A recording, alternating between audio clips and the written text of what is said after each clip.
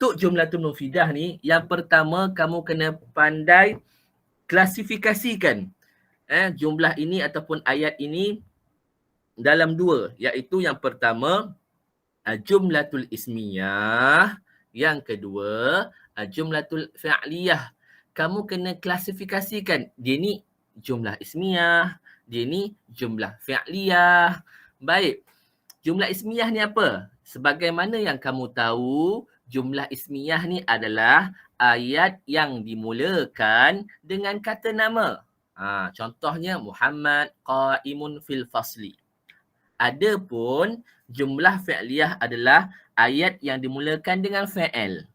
Zahaba Uthman ilal maktabah. Baik. Tapi kadang-kadang Ustaz, banyak sangat perkataan-perkataan, banyak sangat ayat-ayat yang saya tak dapat tahu. Dia ni jumlah ismiyah ke jumlah fi'liyah? Sebab saya tak faham makna dia Ustaz. Kan? Jadi macam mana? Mula-mula sekali, kita kena kenal mana satu jumlah ismiyah. Kita kena tahu. Bila kita dah tahu dia adalah jumlah ismiyah, maka secara langsung atau secara tak langsung, kita mampu klasifikasikan yang ini adalah jumlah fi'liyah. Baik, macam mana kita nak tahu jumlah ismiyah? Yang pertama, cuba tengok dekat bawah tu. Yang pertama, kalau ayat itu dimulakan dengan nama orang. Nama orang. Ahmad, Muhammad, Fatimah.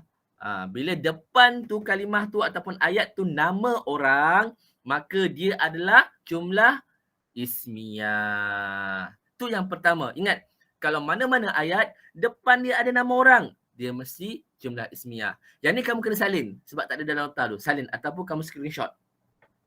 Okay, yang kedua, kalau ayat itu depan sekali dimulakan dengan alif lam.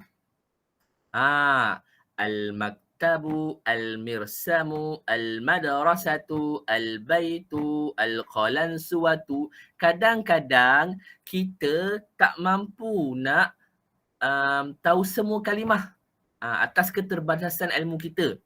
Baru darjah 6, baru darjah 5 Ustaz. Banyak lagi kalimah-kalimah yang kita tak tahu. Tak apa. Tapi bila kita kenal, kalimah ni ada alif lam. Bila ada alif lam, secara automatik dia adalah jumlah ismiyah. Jadi, bukan saya kata tak perlu kamu tahu makna dia. Lebih bagus kamu tahu makna dia. Tapi sebab kita terbatas kemampuan kita, kadang-kadang kita tak faham makna dia. Macam mana nak tahu? Ada alif lam. Yang pertama tadi apa? Kata nama orang. Kan? Nama orang. Yang kedua, depan dia ada alif lam. Yang ketiga, kalau kalimah depan itu kan, kalimah yang depan sekali tu, dia ada tanwin. Ada tanwin.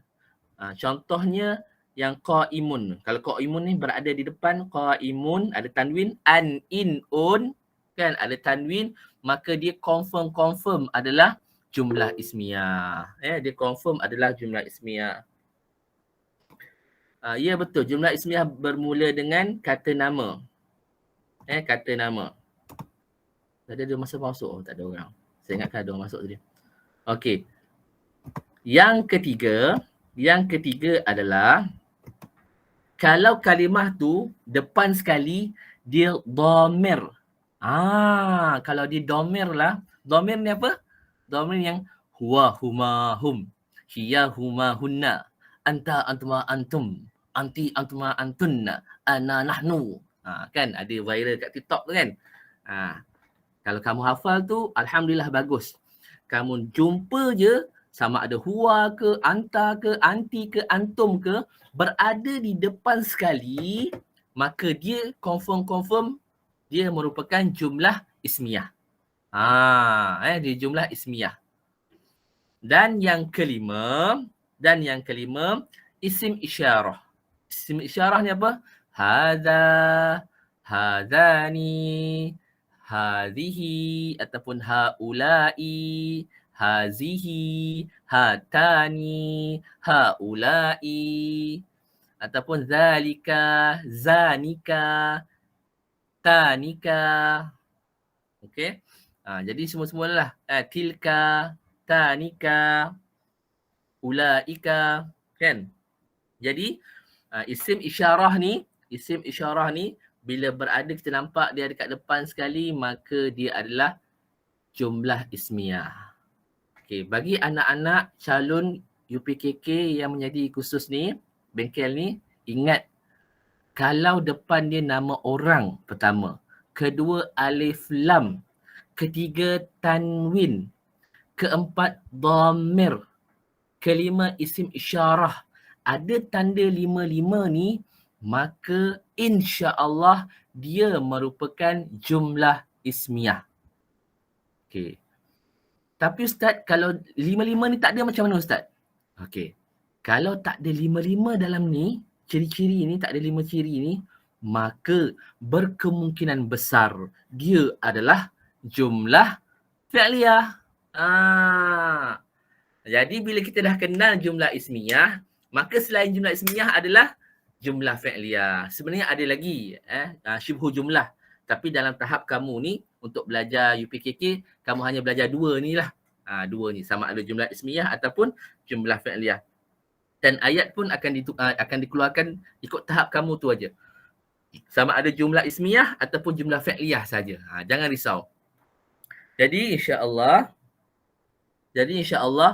bila bukan 5-5 ni, maka dia merupakan jumlah fi'liyah. Dah kenal ini, baru mudahlah kita untuk buat soalan ni. Katakanlah kita keluar soalan macam ni. Ini antara soalan sebenar UPKK yang lepas-lepas. Tengok yang pertama.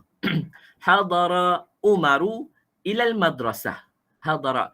Okey, bagi kamu yang dah nampak dah biasa dengan fi'il, kamu boleh kenal. Oh, ini fi'il. Oh, ini isim. Tapi kadang-kadang dia keluar perkataan-perkataan yang pelik-pelik yang kita tak tahu. Jadi macam mana? Guna kaedah tadi. Hadara. Okey, hadara ni bukan nama orang. Hadara ni depan dia tak ada alif lam. Hadara ni dia bukannya tanwin, tak ada tanwin. Lepas tu hadara ni dia bukan dhamir. Kan? Huwa huma hum, dia bukan. Kemudian yang kelima, hadara ni dia bukan isim isyarah. Jadi tak ada 5-5 ni, maka hadara ni adalah fi'il. Bila fi'il, maka dia merupakan jumlah fi'liyah. Berdasarkan 5 tadi. Sebab ada beratus-ratus soalan. Beratus-ratus ayat yang akan keluar. Kan? Beratus-ratus ayat. Jadi kita tak mampu nak faham semua ataupun kita tak mampu nak tahu makna dia sebanyak beratus-ratus ayat ni. Jadi apa? Guna kaedah tadi. Kaedah yang 5 tadi. Tengok depan. Muhammadun qa'imun. Dah, Muhammad tu kita tahu nama orang. Confirm dia adalah jumlah ismiyah. Kan? Okay. Al-mudiratu jalisatun. Ada di antara kamu yang tahu makna dia. Alhamdulillah. Tapi ada juga yang tak tahu makna dia. Maknanya kamu tak tahu. Al-mudiratu ni apa makna dia? Okay. Jangan pergi ke makna dulu. Pergi kepada 5 teori tadi. 5 prinsip tadi. Dia bukan nama orang. Tapi dia ada alif lam dekat depannya. Maka sekiranya ada alif lam, Ustaz kata apa tadi? Dia merupakan jumlah ismiyah. Macam tu.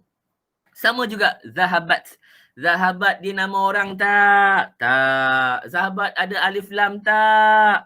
Tak. Zahabat dia ada tanwin tak? Tak ada. Lepas tu, zahabat dia ni dhamir ke tidak? Tak. Zahabat ni dia isim isyarah ke? Bukan. Jadi tak ada kelima-limanya, maka berkemungkinan besar dia merupakan jumlah fi'liyah. Macam tu cara dia. Pergi ke bawah pula. Aisyah. Aisyah ni nama orang kan. Jadi confirm lah dia merupakan jumlah ismiyah. Senang tak? Senang. Bila kita dah tahu 5 prinsip tadi, 5 ciri-ciri tadi, insya-Allah datanglah apa-apa ayat, kita mampu nak klasifikasikan, nak tentukan dia merupakan jumlah ismiyah ataupun jumlah fi'liyah. Ada juga keluar soalan ni. Bila keluar soalan macam ni, hendaklah kamu membaca soalan dia. Hawil jumlatil fi'liyah ila jumlatul ismiyah. Tukarkan jumlah fi'liyah kepada jumlah ismiyah. Ustaz kata jumlah ismiyah tadi apa? Kena ada nama orang ataupun orang kan. Tatbahu ummi. Ummi kita tahu orang. Ummi. Jadi ummi tu berada di depan. Ummi tatbuhu al-badinjan. Yaktubu Muhammad. Muhammad nama orang. Letak Muhammad dekat depan. Muhammad yaktubu. Macam tu. Zaidun yarsumu. Yarsumu Zaidun kan. Jadi Zaidun tu nama orang. Nama orang letak depan. Kan? Zaidun yarsumu. Seterusnya. Kharaja al-ustazu. Al-ustaz ada alif lam. Letak alif lam dekat depan. Supaya dia menjadi kata nama. Al-ustazu kharaja. Kemudian tadrusu at-talibatu sama juga. At-talibatu alif lam tu kita letaklah dekat depan dia. Maka dia menjadi at-talibatu tadrusu. InsyaAllah. Kamu kena masukkan 5 ciri-ciri tu dah masuk dalam otak kita. Supaya kita pandang je kita dah tahu dah. Oh, ini jumlah ismiyah berdasarkan daripada ciri-ciri yang kita belajar tadi.